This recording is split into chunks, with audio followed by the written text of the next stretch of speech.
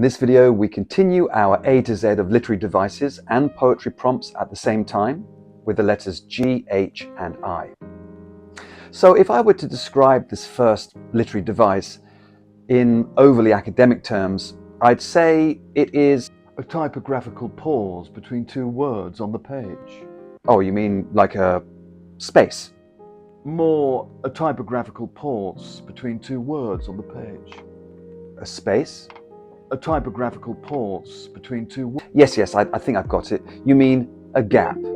And can a gap between two words on the page be a literary device? Well, yes, it can. And I think the best way is to show you rather than try and explain. I'm going to use my laptop here.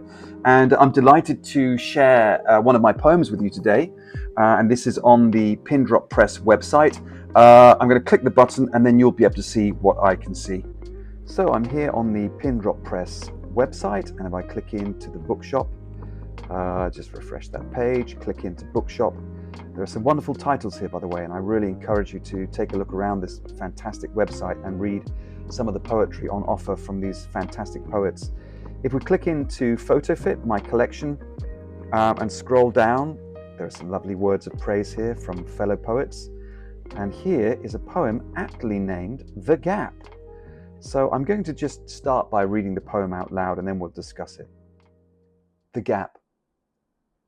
The thing I hate the most is the gap between us now, the gap that you don't even know exists, the gap that's filled with all the ghosts of unsaid words turning up their collars and rushing from the room, the gap that occupies the space between what he does and what you know, the gap he put between us. Best mates, how do you begin? Where do you even start to say that kind of thing? You don't. You never speak it. Never. Not that. Not to your best mate. That would just be weird. But maybe, one day, maybe. But only when we're old men and he's long dead. Only then the gap could start to close. For now, the gap is here, like the space between your ears, where some thoughts just can't be.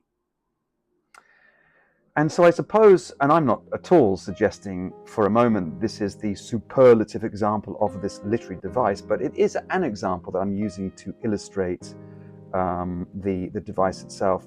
The question is, why are those gaps there and what do they speak to?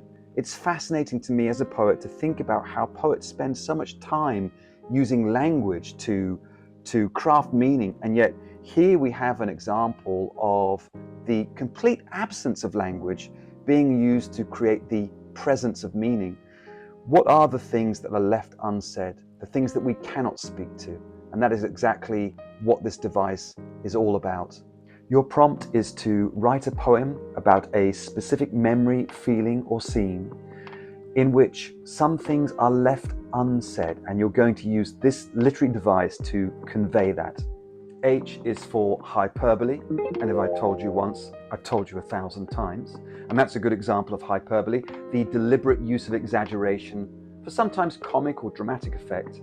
We're all familiar with expressions like, she's as old as the hills, I'm so hungry I could eat a horse, and the list goes on with cliche and phrases that are just too familiar to us. I recently heard someone describe that their father in the 1970s, living in America, drove a car that was a block long. I just thought this was wonderful use of language to describe using hyperbole.